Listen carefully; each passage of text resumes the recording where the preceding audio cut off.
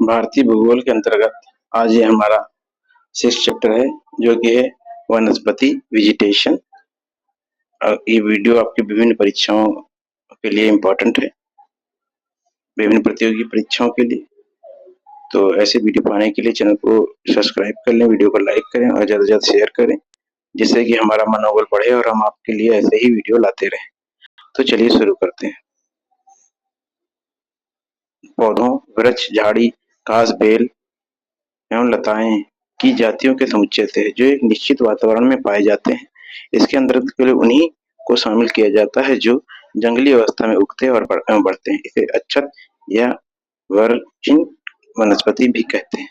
पादपाश्म विज्ञानियों द्वारा भारतीय वनस्पति को कितने वर्गों में बांटा गया है? तो देशज, स्थानीय और विशेष विदेशज, यानी कि देशज है और एक विदेशज। भारत की प्राकृतिक वनस्पति की प्रादेशिक विशेषताओं के बारे में प्रथम जानकारी किसने दी? तो हुकर और थॉमसन ने 1855 में। सीवी क्लार्क 1898 द्वारा भारतीय क्षेत्र को कितने पादपीय प्रदेशों में विभाजित किया गया है? तो 6। कौन कौन से? हिमालय प्रदेश, शुष्क प्रदेश, मलबार प्रदेश, कोरोमंडल प्रदेश, गंगा का मैदान, असम प्रदेश। तो सीवी क्लार्क 1898 द्वारा भारतीय क्षेत्र को कितने पादपीय प्रदेशों में विभाजित किया गया है? 6। हिमालय प्रदेश, शुष्क प्रदेश, मलबार प्रदेश, कोरोमंडल प्रदेश, गंगा का मैदान, असम प्रदेश। आगे देखते हैं। डी चटर्जी 1939 द्वारा भारत के विभिन्न भागों में देशज पादप जातियों के आधार पर कितनी पादपीय प्रदेशों में विभाजित किया गया है? तो 8। पूर्वी हिमालय, पश्चिमी हिमालय, असम प्रदेश, गंगा मैदान, सिंधु मैदान, दक्कन प्रदेश, मलबार प्रदेश एवं अंडमान निकोबार प्रदेश। तो डी ये जो चटर्जी हैं, ये 1939 में इन्होंने भारत के विभिन्न भागों में देशज पादप जातियों के आधार पर कितने पादपीय प्रदेशों में विभाजित किया? तो 8। पूर्वी हिमालय, पश्चिमी हिमालय, असम प्रदेश, गंगा मैदान, सिंधु मैदान, दक्कन प्रदेश, मलबार प्रदेश एवं अंडमान एवं निकोबार प्रदेश। प्रशासन की दृष्टि से ब्रिटिश काल में भारत के वनों का वर्गीकरण कितने प्रकार किया गया है? तो 3 प्रकार किया गया। प्रशासन की दृष्टि से ब्रिटिश काल में भारत के वनों का वर्गीकरण कितने प्रकार किया गया है? तो 3। सुरक्षित वन, संरक्षित वन और अवर्गीकृत वन। इनकी एक रिजर्व फॉरेस्ट होता है, एक प्रोटेक्टेड फॉरेस्ट हो गया और एक अनक्लासिफाइड फॉरेस्ट।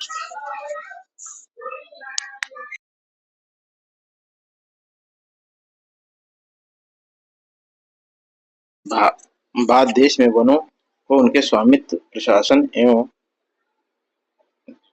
प्रबंधन की दृष्टि से कितने वर्गों में बांटा गया है? 3। राजकीय वन, स्टेट फॉरेस्ट, सामुदायिक वन, कम्युनिटी फॉरेस्ट और निजी one, private forest. Dudley stamp ने वर्षा के आधार पर भारत की वनस्पतियों को कितने वर्गों में विभाजित किया है? तो 4 वर्गों में विभाजित किया है डडले स्टैम्प ने। कौन को? चलिए देखते हैं। अब देखिए, वनस्पति के प्रकार, औसत वर्षा और मंडल। सदाहरित वन, ये इसके लिए वर्षा कितनी आवश्यक होती है? तो ये 200 सेंटीमीटर से अधिक। मंडल आर्द्र है।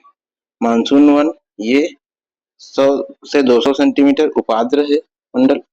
शुष्क वन, ये है 50 से 100, ये शुष्क होगा। और मस्तूली वन 50 से कम अति शुष्क होगा। वनों की शुद्ध प्राथमिक उत्पादकता सर्वाधिक होती है, तो कौन से हैं ये आपके हैं उष्णकटिबंधीय वन। इन वनों की शुद्ध प्राथमिक उत्पादकता सर्वाधिक होती है, तो ये आपके उष्णकटिबंधीय वन।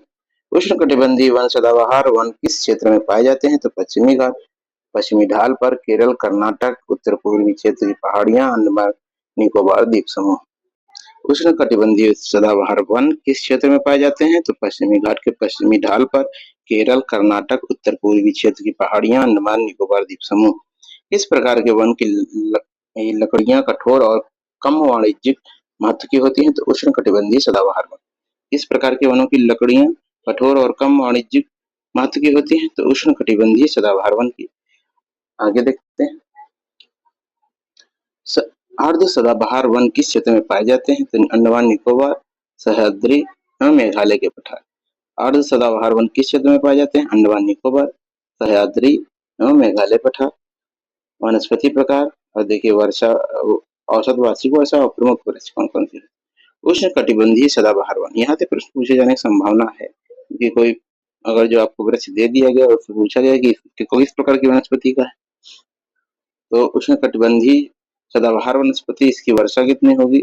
ये वार्षिक वर्षा 250 सेमी से अधिक आबनूस, एबोनी, महोगनी, रेयूर, रबर, सिंकोना, बांस एवं बेत अंडमान निकोबार का 95% इन्हीं वनों से ढका है।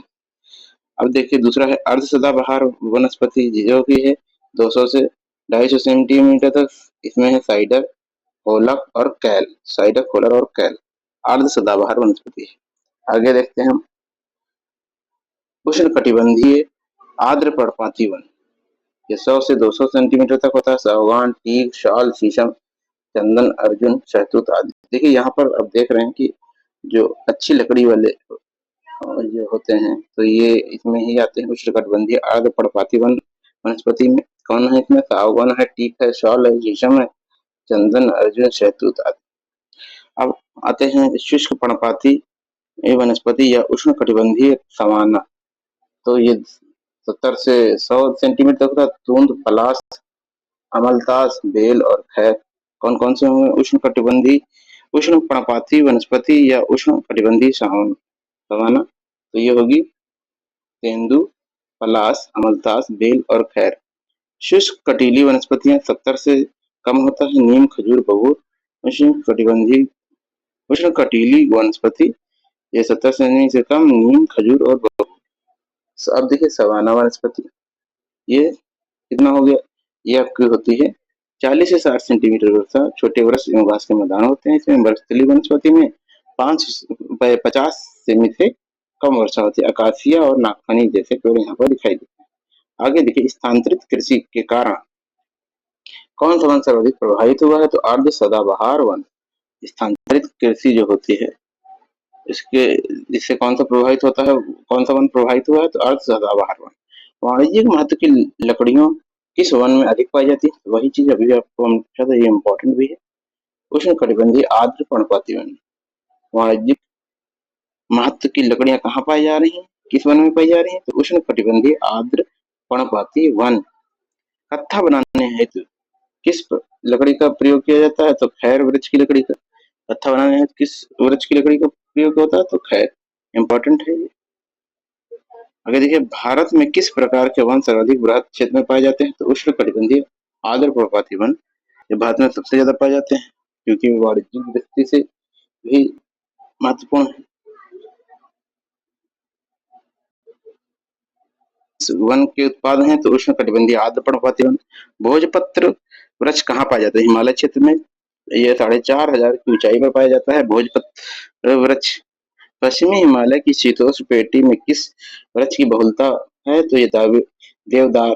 पश्चिमी हिमालय की शीतोष्ण पेटी में किस वृक्ष की बहुलता है? तो ये देवदार की है।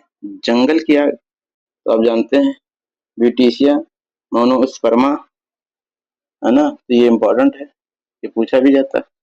जंगल की आग किसे कहते हैं? ब्यूटिया मोनोस्पर्मा को। ब्यूटिया मोनोस्पर्मा को किस नाम से जाना जाता है?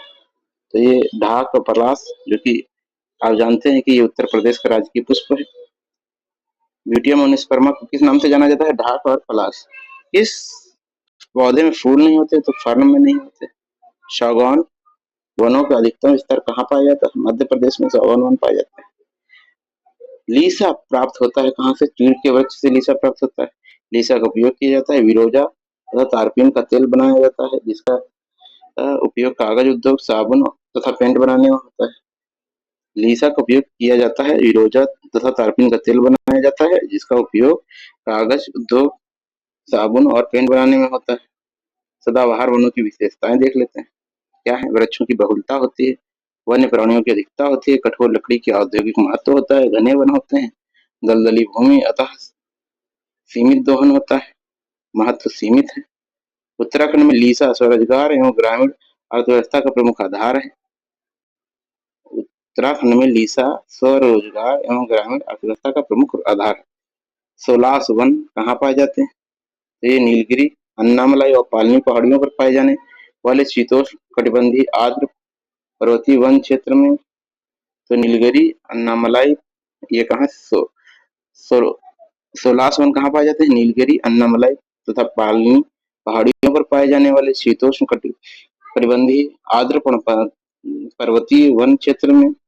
सामाजिक वानिकी के लिए उपयुक्त वृक्ष कौन सा है? खेजड़ी। खेजड़ी किस उपनाम से जाना जाता है? मरुस्थल का राजा। राष्ट्रीय वन नीति 1952 के अंतर्गत वनों को मुख्यतः कितने वर्गों में वर्गीकृत किया गया है? तो ये 3 वर्गों में। संरक्षित वन पारिस्थितिकी तंत्र के लिए आवश्यक वन है, और राष्ट्रीय वन ये इनका उपयोग आर्थिक गतिविधियों के लिए किया जा सकता है। ग्रामीण वन ये ग्रामीण क्षेत्रों की जरूरतों की पूर्ति करने वाले वन। राष्ट्रीय वन नीति 1952 के अनुसार देश के कितने हिस्से पर वन होने चाहिए? तो 1/3, पर्वतीय क्षेत्रों में 60% और मैदानी क्षेत्रों में 20%।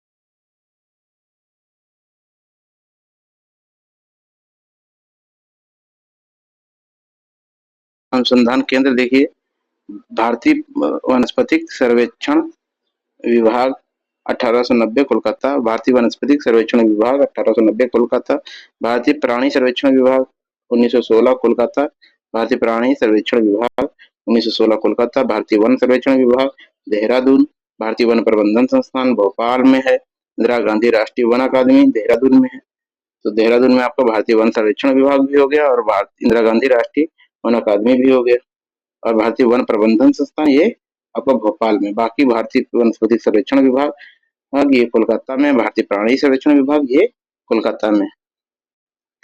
आगे देखिए, भारतीय वनिकी अनुसंधान और शिक्षा परिषद देहरादून, भारतीय वनिकी और अनुसंधान और शिक्षा परिषद कोलकाता, भारतीय प्लाईवुड उद्योग एवं प्रशिक्षण संस्थान बेंगलुरु, जीवी पंत हिमालय पर्यावरण एवं विकास संस्थान अल्मोड़ा, जीवी पंत हिमालयन पर्यावरण एवं विकास संस्थान अल्मोड़ा में है। राष्ट्रीय प्राकृतिक इतिहास संग्रहालय नई Delhi, Indian institute of ecology and environment नई दिल्ली, और प्राकृतिक इतिहास संग्रहालय नई Delhi, Indian institute of ecology and environment नई दिल्ली, जवाहरलाल नेहरू उष्णकटिबंधीय वनस्पति बागान एवं अनुसंधान संस्थान तिरुवनंतपुरम, जवाहरलाल नेहरू उष्णकटिबंधीय वनस्पति बागान एवं अनुसंधान संस्थान तिरुवनंतपुरम। भारत में सर्वप्रथम किस वन नीति का निर्माण किया गया था? तो 1894 में किया गया था। भारत में सर्वप्रथम किस वर्ष वन नीति का निर्माण किया गया? 1894। संशोधित वन नीति 1988 किन बातों पर अधिक बल देती है? वनों की सुरक्षा, संरक्षण एवं विकास। सामाजिक वानिकी में प्रयुक्त किस वृक्ष को पारिस्थितिकी आतंकवादी की संज्ञा दी गई है? यूकेलिप्टस को दी गई है। सामाजिक वानिकी में जो केंद्र नियोजित कार्यक्रम है उसको वित्त एवं तकनीकी सहयोग कहाँ से प्राप्त होता है? तो क्रमशः विश्व बैंक और कनाडा और स्वीडन से। सामाजिक वानिकी जो केंद्र नियोजित कार्यक्रम है वो वित्त एवं तकनीकी सहयोग कहाँ से प्राप्त होता है? क्रमशः विश्व बैंक और कनाडा और स्वीडन से। देश का पहला प्राइवेट बायोडायवर्सिटी पार्क कहाँ खोला गया है? अनाईकुटी कोयम्बटूर में। देश का पहला प्राइवेट बायोडायवर्सिटी पार्क कहाँ खोला गया है? अनाईकुटी कोयम्बटूर। आगे देखते हैं, एशिया का सबसे बड़ा ट्यूलिप उद्यान कहाँ है? सिराजबाग डल झील कश्मीर। एशिया का सबसे बड़ा ट्यूलिप उद्यान कहाँ स्थित है? सिराजबाग डल झील कश्मीर में। देश का प्रथम वानिकी एवं बागवानी विश्वविद्यालय स्थापित किया गया था तो रानी चौड़ी टिहरी उत्तराखंड में। देश का प्रथम वानिकी और बागवानी विश्वविद्यालय स्थापित कहाँ हुआ? रानी चौड़ी टिहरी उत्तराखंड में। वन महोत्सव कब मनाया जाता है? वर्ष 1900 कब से मनाया जाता है? तो 1950 से तत्कालीन कृषि मंत्री के मुंशी थे। वन महोत्सव सप्ताह कब मनाया जाता है? तो प्रतिवर्ष 1 से 7 जुलाई। कास्ट कला और प्रशिक्षण केंद्र की स्थापना कब और कहाँ हुई? तो 1965 में हुई, ये देहरादून में। कास्ट कला प्रशिक्षण केंद्र की स्थापना कब कहाँ की गई? तो वर्ष 1965 देहरादून। वन संरक्षण अधिनियम 1980 के अनुसार किसी भी वन भूमि को सरकार की अनुमति के बिना कृषि भूमि में परिवर्तित नहीं किया जा सकता है।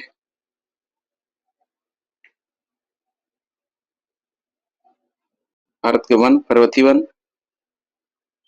वन और ये आपका उष्णकटिबंधीय कांटेदार वन, उष्णकटिबंधीय पर्णपाती वन का क्षेत्र ये है जो कि सबसे बड़ा है।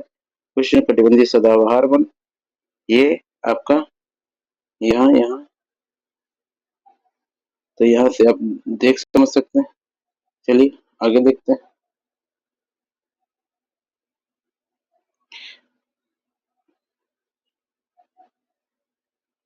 अब देखिए औषधीय पादप अश्वगंधा, रक्तचाप का निदान अर्जुन, कान दर्द में उच्च रक्तचाप जामुन, वायुसारी मूत्रवर्धक तथा मधुमेह के इलाज में, अबूल आंख के इलाज में, नीम जैव और जीवाणु प्रतिरोध, तुलसी पादप जुकाम और खांसी की दवा में और कचनार फोड़ा अल्सर तथा दमा रोग में। वन संरक्षण अधिनियम 1988 के प्रमुख लक्ष्य क्या है? पर्यावरण स्थिरता, जीव जंतुओं और वनस्पतियों का संरक्षण, लोगों की मूलभूत आवश्यकताओं को पूरा करना। इवोनी वृक्ष कहाँ पाए जाते हैं? तो इनका क्या उपयोग है? तो कर्नाटक, कोयम्बटूर, मालाबार, त्रावणकोर में पाए जाते हैं तथा सजावटी नक्काशी, तख्ते, संगीत वाद्यों को बनाने में इसका उपयोग होता है। आगे देखते हैं। कहाँ से प्राप्त होता है? चीड़ के वृक्षों से रेजिन प्राप्त होता है। रेजिन कहाँ से प्राप्त होता है? तो ये चीड़ के वृक्षों से। टैनिन कहाँ से प्राप्त होता है? अर्जुन, वैटल, चेस्टनट, कैसुएरिना, मैंग्रोव जैसे वनों की छाल से। तो टैनिन कहाँ से प्राप्त होता है? तो ये अर्जुन, वैटल, चेस्टनट, कैसुएरिना, मैंग्रोव जैसे वनों जैसे वृक्षों की छाल से प्राप्त होता है। आगे देखिए।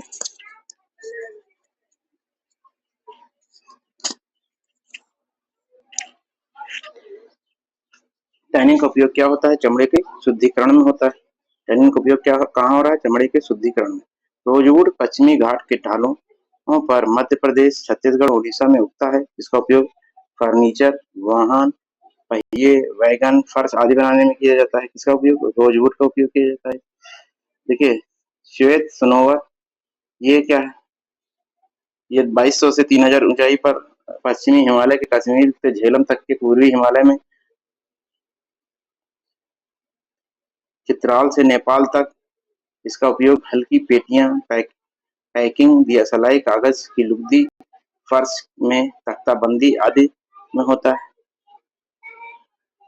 श्वेत सोनोवार ये यह 2200 से 3000 ऊंचाई पर पश्चिमी हिमालय के कश्मीर से झेलम तक, पूर्वी हिमालय में चित्राल से नेपाल तक इसका उपयोग हल्की पेटियां, पैकिंग, दियासलाई, कागज की लुगदी, फर्श में तख्ताबंदी आदि में होता है। देवदार हिमाचल प्रदेश के चिंबा जिले में गढ़वाल के पश्चिम में पाया जाता है। इसकी लकड़ी कठोर, भूरी, पीली, सुगंधयुक्त और टिकाऊ है। इसके सुगंधित तेल निकाला जाता है। आगे देखिए चीड़ हिमालय में कश्मीर से भूटान तक 2500 से 3000 मीटर की ऊंचाई पर उगता है और चाय की पेटियां, फर्नीचर, दियासलाई उद्योग में प्रयुक्त होता है। इसे रेजिन और टर्पेंटाइन या विरोजा प्राप्त होता है। विलो उत्तर पश्चिम हिमालय में पाया जाता है तथा क्रिकेट के बल्ले बनाने में प्रयोग होता है। वॉलनट कश्मीर, हिमाचल प्रदेश, मेघालय में पाया जाता है। वाद्य यंत्र कैबिनेट कार्य एवं नक्काशी में उपयोग होता है। नीला पाइन, नीला पाइन देखिए क्या है, ये कश्मीर से सिक्किम तक संपूर्ण हिमालय में पाया जाता है। इमारती प्रयोग, फर्नीचर एवं रेलों के स्लीपर बनाने में अधिक उपयोगी है नीला पाइन। ब्लू पाइन जिसे बोलते हैं। पतझड़ वनों की विशेषताएं देखिए, अधिक व्यावसायिक लकड़ियां मिलती हैं, चारागाह व कच्चा माल मिलना, अधिक व्यावसायिक लकड़ियां, देश में सर्वाधिक महत्व वाले वन है। वृक्ष कम लंबे और खुले वन समान प्रकार के क्षेत्रीय वन होते हैं, इनको बराबर पुनः स्थापित करना होता है। आगे देखते हैं, किस प्रकार के वनों में पत्ते वाष्पोत्सर्जन को कम करने के लिए कांटों के रूप में ले लेते हैं, तो कांटेदार वन होते हैं। दंडकारण्य वन क्षेत्र में स्थित राज्य कौन कौन है? छत्तीसगढ़, उड़ीसा, तेलंगाना, आंध्र प्रदेश। दंडकारण्य वन क्षेत्र में स्थित राज्य कौन कौन से हैं? छत्तीसगढ़, उड़ीसा, तेलंगाना एवं आंध्र प्रदेश। वनस्पति पाई जाती है, सदाबहार शंकुआकार वन पाए जाते हैं लद्दाख में। लद्दाख में किस प्रकार की वनस्पति? सदाबहार शंकुआकार वन। चंदन वन सामान्यतः कहाँ पाया जाता है? उष्णकटिबंधीय आर्द्र पर्णपाती वन होता है। शंकुधारी वन किस मिट्टी में पाए जाते हैं? तो पड़जोल में। इबोनी महोगनी वृक्ष किस वन प्रदेशों में संबंधित है? आयनवर्तीय सदाबहार वन में। इबोनी व महोगनी वृक्ष किस वन प्रदेशों से संबंधित है? आयनवर्ती और सदाबहार वन। हिमालय में अल्पाइन जोन मध्य समुद्र तल से कितनी ऊंचाई पर पाया जाता है? तो 3500 से 4000 की ऊंचाई तक पाया जाता है। विषुवत रेखीय प्रदेश में लंबे वृक्ष क्यों होते हैं? तो उनमें अधिक से अधिक सूर्य की रोशनी पड़ने की होड़ होती है, अधिक से अधिक सूर्य की रोशनी पाने की होड़ होती है, इसीलिए यहाँ वृक्ष लंबे हो जाते हैं विषुवत रेखीय प्रदेशों में। आगे देखिए, वनस्पति क्षेत्रों के लिए अवकाश नहीं। वनस्पति के लिए कोई अवकाश नहीं, विकास तीव्र, अनवरत और सतत होता है। यह कथन वन प्रदेश पर लागू होता है तो वेस्टमय उष्ण कटिबंध में 1600 मीटर से 3300 मीटर की ऊंचाई के बीच हिमालय के शंकुधारी वन का प्रमुख स्पीसीज कौन है? तो सिडार, पाइन, साइन, सिल्वर फर, स्प्रूस। 1600 मीटर और 3300 मीटर की ऊंचाई के बीच हिमालय के शंकुधारी वन के मुख्य स्पीसीज कौन कौन है? तो सिडार, पाइन, साइन, सिल्वर फर, स्प्रूस आदि। अल्पाइन प्रजाति के सफेद फूलों से युक्त ब्रह्म कमल और कुथ का प्रयोग किस लिए किया जाता है? तो इत्र साजी बनाने में किया जाता है। अल्पाइन प्रजाति सफेद फूल के युक्त ब्रह्म कमल तथा कुथ के प्रयोग किस लिए किया जाता है? तो इत्र स्पीसीज बनाने में। अब भारतीय वनस्पतिक सर्वेक्षण, political survey of India, BSI पर्यावरण, वन एवं जलवायु परिवर्तन मंत्रालय भारत सरकार के अंतर्गत भारत में वनस्पति और पौधों के अध्ययन एवं वर्गीकरण करने वाला शीर्ष अनुसंधान संगठन है। इसके प्रमुख कार्य निम्नलिखित हैं। कौन कौन से? देश के वनस्पति संसाधनों का पता लगाना और आर्थिक गुणवत्ता वाले पौधों की प्रजातियों की पहचान करना।